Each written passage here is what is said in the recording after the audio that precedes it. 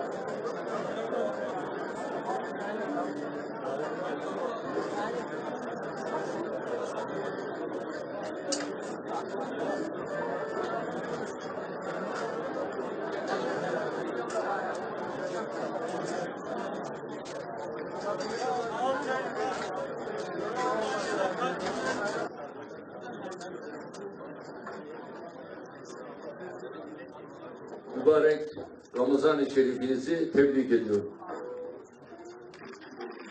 Allah tuttuğunuz oruçları ve ibadetlerinizi kabul buyursun. Sizlerle böyle bir sahur sofrasında bir arada olmanın da mutluluğu içerisinde olduğumu sizlere ifade etmek isterim. Maşallah güzel bir yurdunuz var.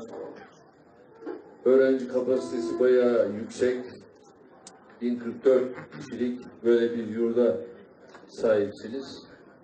Temenni ediyorum ki bu yurtta huzurlu bir öğrencilik yaşamını sürdürürsünüz. Ve buradan da başarı dolu bir hayatı, öğrencilik hayatını tamamlayarak geleceğe yürürsünüz. Sizlere bu süreç içerisinde Allah'tan başarılar diliyorum. Ben siz gençlerden de bu dinamizmi bekliyorum.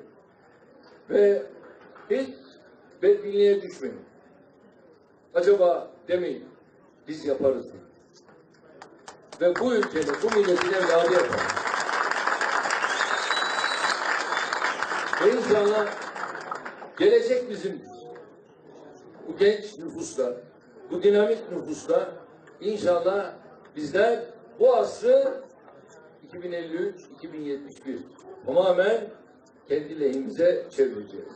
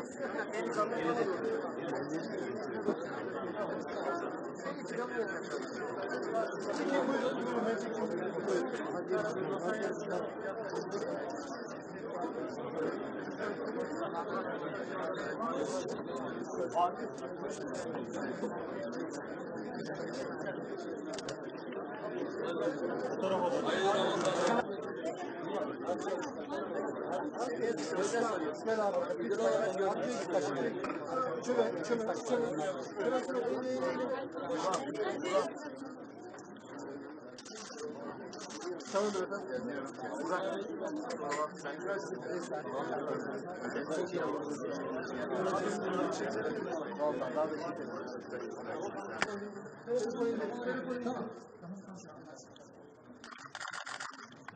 Tamam.